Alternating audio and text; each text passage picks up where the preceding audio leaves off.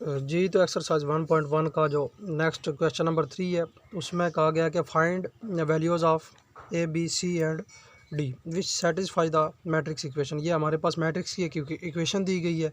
इसके अंदर हमने ए बी और सी और डी की वो वाली वैल्यूज़ फाइंड करनी है जो इस मैट्रिक्स की इक्वेशन को सेटिस्फाई करते हैं।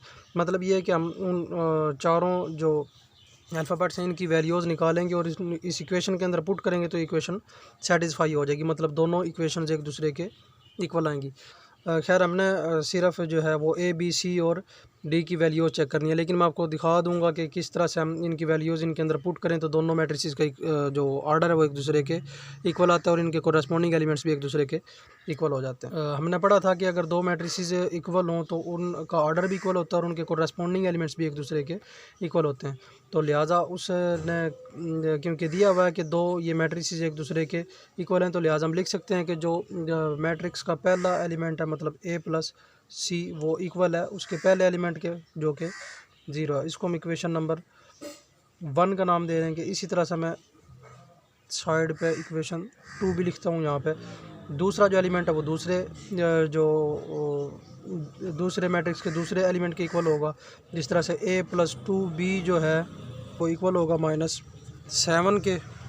इस इक्वेशन को हम नाम दे देंगे इक्वेशन नंबर 2 का। इसी तरह से हम c-1 को इक्वल लिख सकते हैं 3 के, वो मैं यहाँ पे लिख देता हूँ। c-1 जो एलिमेंट है वो इक्वल है 3 के। ये इक्वेशन नंबर 3 का हम इसको नाम दे देते हैं, इक्वेशन नंबर 3 का नाम दे देते हैं। इसी तरह से हमारे पास जो इसमें फोर्थ एलिमेंट है वो है 4d-6 और ये इक्वल होगा इसके फोर्थ एलिमेंट के जो कि 2d है। इसको हम फोर्थ इक्वेशन का नाम दे देते हैं। तो इन चार इक्वेशंस को इस्तेमाल करते हैं हमने ए बी सी और डी की वैल्यूज़ फाइंड करनी है। तो हम देख सकते हैं कि अगर मैं इक्वेशन नंबर 3 को फाइंड करूं या इक्वेशन नंबर 3 को सॉल्व करूं तो अगर -1 को मैं उठा के उस तरफ ले जाता हूं तो सी की वैल्यू हम इजीली फाइंड कर सकते हैं। तो यहाँ पे मैं लिखता हूँ सॉल्विंग इक्वेशन इक्वेशन नंबर 3 को हम सॉल्व कर लेते हैं। तो C that is C is equal to आ जाएगा, जैसे हमारे पास इक्वेशन नंबर 3 थी c-1 इज़ इक्वल टू 3। तो -1 को मैं उठा के इक्वलिटी के दूसरी साइड पे लेके जाऊंगा तो यहाँ पे इसका साइन -1 है, उस तरफ जाके +1 हो जाएगा। इसको सॉल्व करेंगे तो 3 + 1 4 होता है। तो ऐसे हमारे पास जो सी अल्फ़ाबेट है उसकी वैल्यू फाइंड हो जाती है। इसी तरह से हम चारों इक्वेशंस में से देख लेते हैं कि क्या हम इजीली किसी और अल्फ़ाबेट की वैल्यू फाइंड कर सकते हैं। अच्छा, इजीली हम उसी की फाइंड कर सकते हैं जिसमें एक इक्वेशन के अंदर एक ही किस्म का अल्फ़ाबेट आ रहा होगा। अब जिस तरह इक्वेशन नंबर 1 है इसमें ए और सी दोनों आ गए, इसमें ज़रा थोड़ा सा मुश्किल है। और इसी तरह से ए और बी आ गए दूसरी इक्वेशन के अंदर, तो इसको भी फाइंड करना थोड़ा सा मुश्किल है। अच्छा, चौथी जो इक्वेशन हमारे पास फोर्थ इक्वेशन बनती है उसमें 4d-6 is equal to 2d है। इसके अंदर एक ही अल्फ़ाबेट है, बेशक 2 मरतबा आया लेकिन एक ही अल्फ़ाबेट है, तो इसको भी हम ईज़िली सॉल्व कर सकते हैं। तो जिस भी अल्फ़ाबेट की हमने वैल्यू निकालनी है उसको हम इक्वलिटी के एक साइड पर जो है अकेला कर लेते हैं। जैसे हमारे पास यहाँ पे 4d है तो उस तरफ प्लस का 2d है, जब इक्वलिटी के इस साइड पर आएगा तो -2d हो जाएगा। ये हमने दोनों जो अल्फ़ाबेट्स है एक ही अल्फ़ाबेट को जो 2 मरतबा लिखा गया था डी को हमने इक्वलिटी के एक साइड पे इकट्ठा कर लिया। इसी तरह से बाकी जो चीज़ें हैं उसको हम इक्वलिटी के दूसरी साइड पे लेके जाते हैं। जैसे यहाँ पे -6 है, इसको हम इक्वलिटी के उस साइड पे लेके जाएंगे तो राइट साइड पे लेके जाएंगे तो ये प्लस का 6 हो जाएगा। अब हम इन दोनों अल्फ़ाबेट्स को सॉल्व कर सकते हैं। जैसे 4d में से -2d करेंगे तो हमारे पास आंसर होगा 2d। इक्वलिटी के उस साइड पे 6 ही है इसी तरह से। अच्छा, d के साथ यहाँ पे 2 मल्टीप्लाई हो रहा है, जब इक्वलिटी के दूसरी साइड पे हम लेके जाते हैं तो ये उस एलिमेंट के साथ है, उस टर्म के साथ है, डिवाइड हो जाता है। तो डिवाइड होने के बाद यहाँ से हम इसको कैंसिल कर देंगे, यहाँ से 1 के साथ और 2 3s आर 6 होते हैं। तो लिहाजा d की जो वैल्यू है ऊपर 3 है और नीचे 1 है, तो लिहाजा d जो है हमारे पास इक्वल आ गया 3/1। और डिवीजन में 1 लिखने की ज़रूरत नहीं होती, लिहाजा हमारे पास c की वैल्यू के साथ साथ d की वैल्यू भी अब इस तरह से फाइंड हो गई है। जो भी आप इक्वेशन सॉल्व करें उसको ज़रा लिख दिया करें। जैसे यहाँ पे मैंने लिखा था इक्वेशन सॉल्विंग इक्वेशन नंबर 3, तो यहाँ पे भी आपने लिख देना है कि सॉल्विंग इक्वेशन 4। इक्वेशन नंबर 4 को जो है सॉल्व करने से हमारे पास ये आंसर आएगा। तो इसी तरह से हम नेक्स्ट अब सी और डी की वैल्यूज़ के बाद हमारे पास ए और बी की वैल्यूज़ रहती हैं, तो उसके लिए अब हम देखेंगे कि कौन सी जो इक्वेशन है उसको हम इस्तेमाल करते हुए बाकी जो रिमेनिंग हमारे पास अल्फ़ाबेट्स हैं उनकी वैल्यूज़ निकाल सकते हैं। जैसे हमारे पास जो पहली इक्वेशन है वो है a+c=0। अच्छा, हमारे पास c की वैल्यू फाइंड हो चुकी है। अगर मैं c की वैल्यू इस इक्वेशन के अंदर पुट कर देता हूँ तो हमारे पास a की वैल्यू ईज़िली निकल सकती है। तो लिहाजा हम इक्वेशन नंबर 1 के अंदर c की जो वैल्यू है वो पुट करते हैं बाय पुटिंग। यहाँ पे लिख लेते हैं by putting c=4 in equation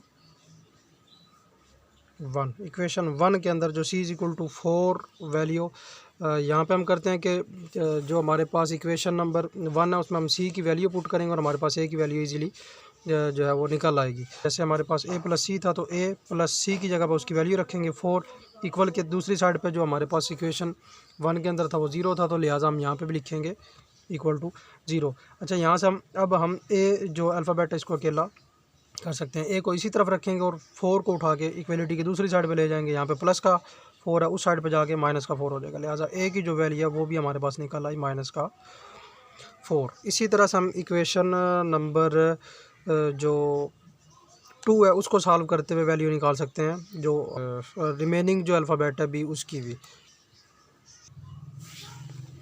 ji, next b की वैल्यू को फाइंड करने के लिए मैंने दो चीज़ों को यूज़ करना है, जिसमें a की वैल्यू है जो कि -4 के इक्वल है और दूसरी ये इक्वेशन नंबर 2 है तो मैंने ऊपर लिख दी है। तो नेक्स्ट हमने यही करना है कि इक्वेशन नंबर 2 जो है उसके अंदर a की हम वैल्यू पुट करेंगे तो हमारे पास b जो है वो अकेला एक इसके अंदर अल्फ़ाबेट रह जाएगा, तो इसकी वैल्यू को फाइंड करना आसान हो जाएगा। तो लिहाजा हम यहाँ पे लिखेंगे पहले कि by putting a = -4 in equation 2। तो इक्वेशन 2 के अंदर जो a की वैल्यू है -4 वो पुट कर देते हैं। तो इक्वेशन 2 हमारे पास ये थी, तो a की जगह पे जो उसकी वैल्यू है -4 वो हमने पुट की, आगे +2 भी है और इक्वल -7 किया। तो a की जगह पे हमने इसकी वैल्यू रख दी। अब हमारे पास सिर्फ एक ही अल्फ़ाबेट इस इक्वेशन के अंदर बचा है, तो इसकी वैल्यू हम इजीली फाइंड कर सकते हैं। तो पहले 4 को उस तरफ लेके जाते हैं, 2b प्लस का ऐसे ही रहेगा, ये -4 है उस तरफ जाके -7 था तो ये 4 वहाँ पे जाके +4 हो जाएगा। इन दोनों को सॉल्व करेंगे, हमारे पास जो आंसर है प्लस माइनस आप जानते हैं कि माइनस होता है, तो 7 में से 4 को माइनस करेंगे आंसर 3 आएगा, और जो हमारे पास साइन होता है वो जो बड़ी टर्म होती है उसका साइन आता है। इसी तरह से b को, क्योंकि हमने अकेला करना था, b की वैल्यू फाइंड करनी थी, तो हम यहाँ पे क्योंकि 2 मल्टीप्लाई हो रहा है b के साथ, तो इक्वलिटी के जब दूसरी साइड पे हम b को 2 को लेके जाएंगे तो ये -3 से डिवाइड हो जाएगा। लिहाजा b की जो वैल्यू वो हमारे पास निकल आती है -3/2। तो हम लिख सकते हैं कि हमारे पास जो a की वैल्यू है वो हम एंड पे बता सकते हैं वो इक्वल है -4 के। इसी तरह से b की जो वैल्यू है वो इक्वल है -3/2 के, और इसी तरह से c की जो वैल्यू हमारे पास निकली थी वो 4 थी, और जो d की वैल्यू निकली है वो हमारे पास है 3 निकली है। तो यहाँ पे हमारा क्वेश्चन एंड होता है। क्वेश्चन तो हमारा यहाँ पे ख़त्म हो जाता है, लेकिन मैंने आपको बताया था कि हम देखें क्या ये वाकई सेटिस्फाई करती हैं। यहाँ से हम अपने आंसर को भी चेक कर सकते हैं कि क्या हमारी जो वैल्यूज़ निकली हैं वो ठीक भी हैं या नहीं है। तो इस इक्वेशन के अंदर हम ये जो मैट्रिसेस की इक्वेशन दी गई थी क्वेश्चन के अंदर, इसके अंदर हम वैल्यूज़ को पुट करेंगे a b c और d की वैल्यूज़ को, और देखेंगे कि क्या इनको सॉल्व करने पर दोनों मैट्रिसेस एक दूसरे के वाकई इक्वल आती भी हैं या नहीं आती। जी, तो चेक करने के लिए मैंने क्वेश्चन की जो लेफ़्ट हैंड साइड थी उसके अंदर वैल्यूज़ पुट कर दी हैं। a की जगह पे जो उसकी वैल्यू थी -4 पुट की, c की जगह पे +4, इसी तरह से a की जगह फिर -4 +2, b की जगह पे उसकी वैल्यू -3/2 पुट की है। इसी तरह से हमारे पास नेक्स्ट जो c है उसकी वैल्यू 4 थी वो हमने पुट की, और -1 उसी तरह से लिखा। 4 सेम रहेगा, d की वैल्यू की d की जो जगह है उसकी जगह पे हमने उसकी वैल्यू को पुट करना है, 3 रखा, -6 उसी तरह से रहा। तो हम इसको सॉल्व करके देखते हैं कि क्या ये वाकई राइट हैंड साइड के इक्वल आती है। तो हम देखते हैं कि इसको हम सॉल्व करने के बाद चेक करेंगे तो वो दोनों एक दूसरे के इक्वल आ जाएंगे। जैसे -4 + 4 आंसर ये दोनों कैंसिल होने के बाद 0 हो जाता है। इसी तरह से हम इस टर्म को सॉल्व करेंगे तो हमारे पास ये 2 से कैंसिल होता है, और -4 और -3 को हम सॉल्व करते हैं तो आप जानते हैं कि हमारे पास आंसर -7 आता है। 4 - 1 अगर हम करें तो ये हमारे पास आंसर 3 आएगा, और इसी तरह से ये 3 4 और 12 होते हैं। 12 - 6 जो हमारे पास आंसर होगा वो 6 आएगा। तो हमने देखा कि हमारे पास जो क्वेश्चन के अंदर राइट हैंड साइड थी वो थी 0 -7 3। तो यहाँ पे भी है 0 -7 और 3। अच्छा, यहाँ पे 2 और डी लिखा हुआ है और यहाँ पे 6 आ गया, तो वहाँ पे डी की वैल्यू हम पुट करके देखेंगे। डी की वैल्यू हमारे पास 3 निकली हुई थी, तो डी की जगह अगर हम 3 को पुट करें तो वहाँ पे 3 2s आर 6 हो जाएगा, तो यहाँ पे भी 6 मौजूद है। लिहाजा हम कह सकते हैं कि जो ए बी सी और डी की वैल्यूज़ हमारे पास फाइंड हुई हैं, ये जो हमारे पास मैट्रिसेस की इक्वेशन दी गई थी उसको सेटिस्फाई करती हैं। तो अगर एग्ज़ाम के अंदर ये क्वेश्चन आ जाता है तो उसके लिए तो आपने सिर्फ यहीं तक इसको सॉल्व करना होता है।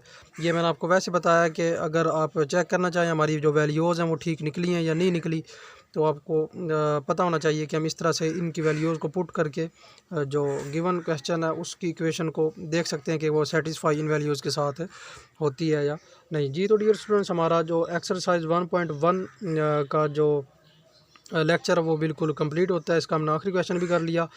नेक्स्ट इंशाल्लाह हम एक्सरसाइज 1.2 जो है उसके अंदर कुछ डेफिनेशंस जो हैं वो यूज़ होंगी, तो वो मैं आपको कोशिश करूँगा कि बिल्कुल आसान अंदाज में पहले बता दूँ कि क्या चीज़ होती हैं। तो जी इंशाल्लाह फिर नेक्स्ट मिलते हैं उन डेफिनेशंस वाले लेक्चर के अंदर। अल्लाह हाफिज़।